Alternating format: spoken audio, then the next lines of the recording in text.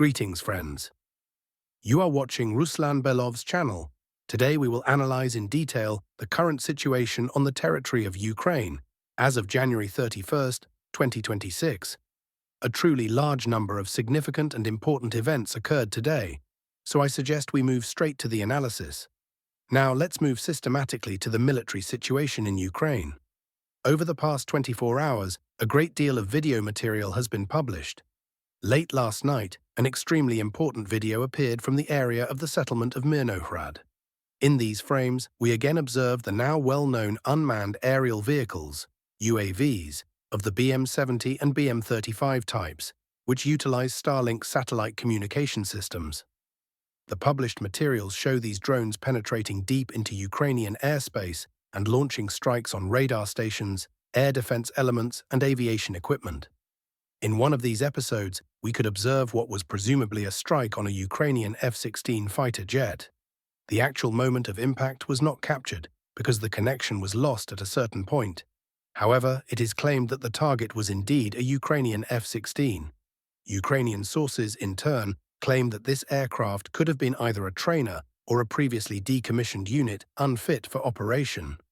This is the official position of the Ukrainian side, but it is difficult to state this with certainty at the moment.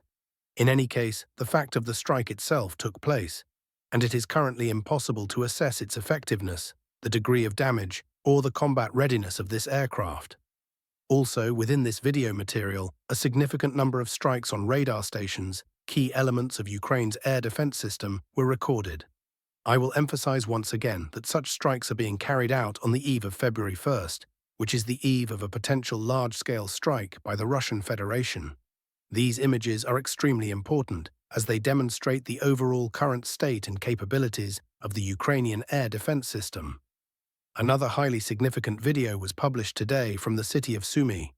Let me remind you that during the strikes on January 20th and 23, 2026, the Sumy power plant was not attacked by Russian drones or missiles. At that time, specifically on January 26th, we noted that according to satellite imagery, the Sumy city power plant continued to function and remained in working order. Today, video material published by the Russian side appeared, recording a strike on this power plant, apparently carried out by a standard drone. Judging by the footage, it was not a Geran-type drone or a missile, but most likely a BM-35.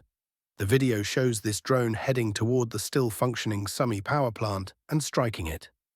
It is possible that tonight, as well as on the night of February 1st to February 2nd, 2026, the Sumy power plant may be included in the list of priority targets for the Russian army. If we talk about the targets over the past 24 hours as a whole, the main activity of the Russian Federation was focused on Ukrainian logistics. This primarily concerns logistics hubs located between the Dnieper River, along the territory of the Dnipropetrovsk region, northeast of Zaporizhzhia, as well as on directions leading directly to the line of combat contact. During the night and evening hours, massive strikes were carried out on the city of Sinelnikova. If we consider the Dnieper River as a conventional line dividing Ukraine into two parts, we can identify several settlements located on the eastern and southern banks that play a key role in maintaining logistical integrity. These are, first and foremost, Pavlohrad, which is regularly mentioned in reports, and the city of Sinelnikova. It is through these settlements that the main railway lines leading to the front line pass, through which the constant supply of the Ukrainian army and units on the line of combat contact is carried out. Today, video footage arrived from Sinelnikova recording strikes on railway convoys. In one video, we see a burning train in the central part of the city. Another clip captures the same train and the moment of the strike from a different angle. Another video has also been published showing an electric train up close. Apparently, as a result of the strike, at least one carriage caught fire, possibly several. In any case, this strike led to at least a partial paralysis of logistics in this direction, albeit for a few hours. Another vital logistical artery is the M30 highway, leading from the Pavlohrad area toward the line of combat contact. Russian drones are already operating on this section on a regular basis.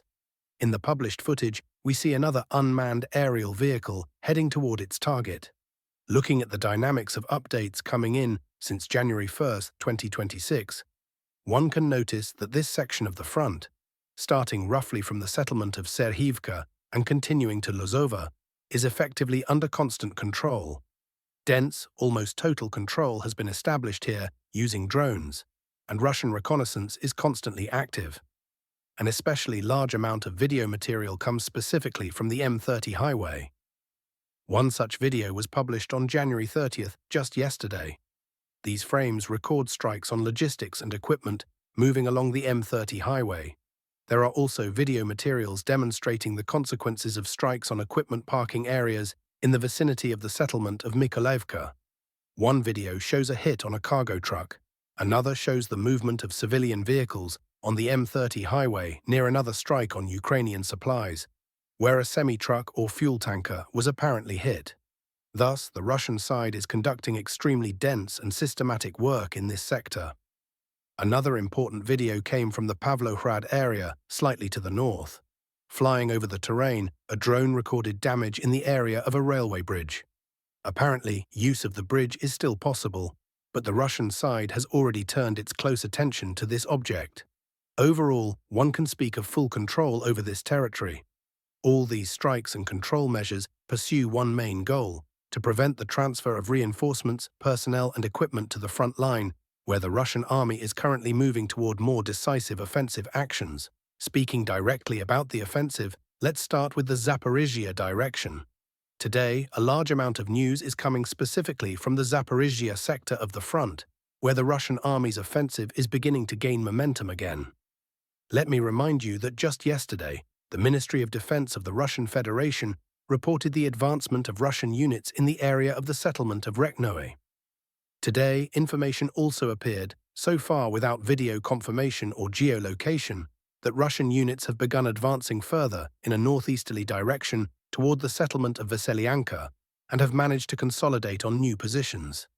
At the same time, the status of the northern part of the settlement of Primorske remains not fully clear at the moment. Perhaps more detailed information on this sector of the front will appear in the near future. The most significant and key news today comes from the eastern Zaporizhzhia direction.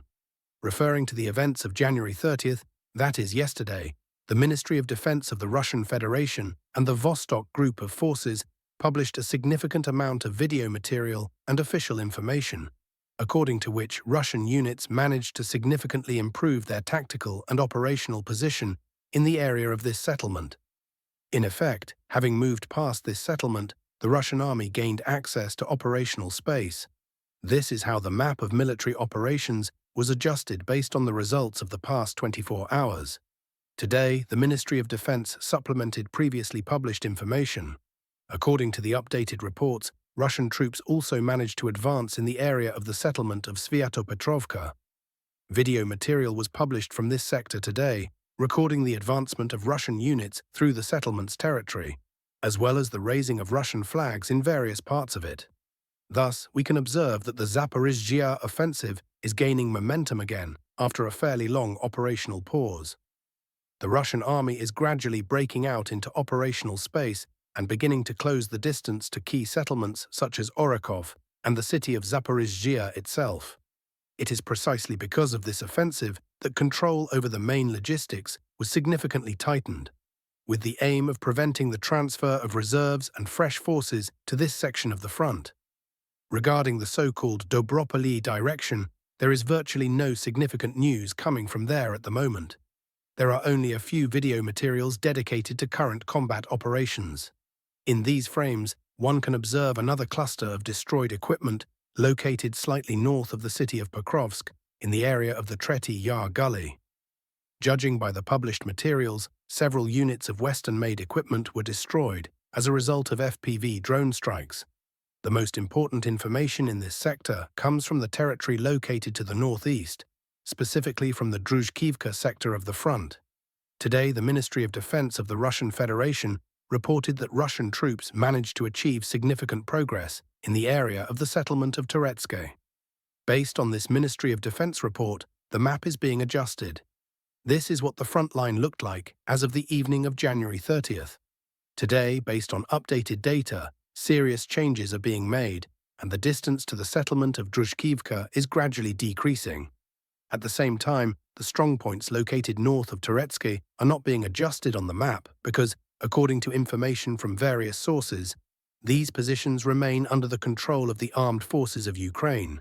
From the Kostiantynivka and Sloviansk directions, a relatively small amount of news and video material has been received over the past 24 hours. They are mainly dedicated to strikes and the work of FPV drone operators and do not contain any significant changes or advancements on the ground. Next, we move to the Kupiansk sector of the front, from which some of the most important and indicative news is likely emerging. Apparently, the Zapad West group of forces, as well as the Ministry of Defense of the Russian Federation, responded to the problems and questions that have been actively discussed regarding the Kupiansk direction over the last few days. This became especially relevant after claims of a significant improvement in the positions of Russian units in the area of Kupiansk-Vuzlovyi, and after the publication of a video featuring the commander of one of the units, presumably a battalion of the 43rd Brigade of the Armed Forces of Ukraine, located in that same Kupiansk-Vuzlovyi. From that video, one could conclude that the Russian advance might not have been as significant as the Ministry of Defense had previously claimed. Having analyzed the situation over the past 24 hours, the Russian side published a large amount of video material from the areas of the settlements of Petropavlivka, Podoli, and Kupiansk-Vuzlovyi. Based on these video materials, as you can see, the map of military operations has undergone substantial changes. In one of the videos published from the Petropavlivka area, Russian servicemen are recorded in the southern part of the settlement, indicating the location of the positions of the armed forces of the Russian Federation. This episode was geolocated exactly at that point. Later, another video was published, which also recorded the advancement of Russian units and the movement of Russian soldiers in various districts of the settlements of Petropavlivka and Podoli. Based on these frames, adjustments were also made. In the presented video material, the positions of Russian troops were recorded at several points simultaneously, confirming steady advancement and control over this territory. Another video clip was published from the southern part of the settlement of Kurilivka. In these frames, two Russian servicemen can be seen moving calmly in the area of Lozovaya Street, without any resistance or threats from units of the armed forces of Ukraine. No additional adjustments are being made based on these frames, but they also confirm confident control over this settlement. Furthermore, another video material from the Kupiansk-Vuzlovyi area was published early this morning. These frames record a Russian drone flying toward Russian army positions. Possibly, the operators are also visible in the video. The material was posted in the public domain, and the positions of Russian units in the central part of the city of Kupiansk-Vuzlovyi are clearly visible. Based on the totality of all this video evidence, significant changes were made to the map in this area. At the same time, it is worth noting that by no means all sections of the eastern bank of the Oskil River have been adjusted. A significant presence of armed forces of Ukraine units remains there. Moreover, the Ukrainian army continues to transfer equipment from the West Bank to the East Bank. Combat operations in this direction continue, but the map has already taken on a clearer, more structured and objective appearance. In the northeastern part of the Kharkiv region, information is coming in that Ukrainian authorities have announced a mandatory evacuation of at least 7 settlements. The list of those subject to evacuation includes settlements such as Bohivka, Berezhenki, Metalivka, Radkove, Hantarivka, Shiroke, and Vishneve. Currently, evacuation measures are being carried out exactly on this section of the front in the northeastern direction of the Kharkiv region. Apparently, the Ukrainian side will attempt to organize defensive lines here in the near future to prevent further advancement of Russian units southward toward the southern outskirts of the Pechenihi Reservoir. We have already analyzed the Sumy direction in detail earlier. The most notable event of the day here was the strike by a BM-35 type unmanned aerial vehicle on the Sumy power plant. Judging by the available information, this strike did not cause serious damage or critical harm to the facility. However, it can be viewed as a kind of signal or warning addressed to both the armed forces of Ukraine and the Ukrainian authorities. On that note, dear friends, we will conclude. Thank you for your attention and for watching the channel. Subscribe, give a thumbs up. All the best to you.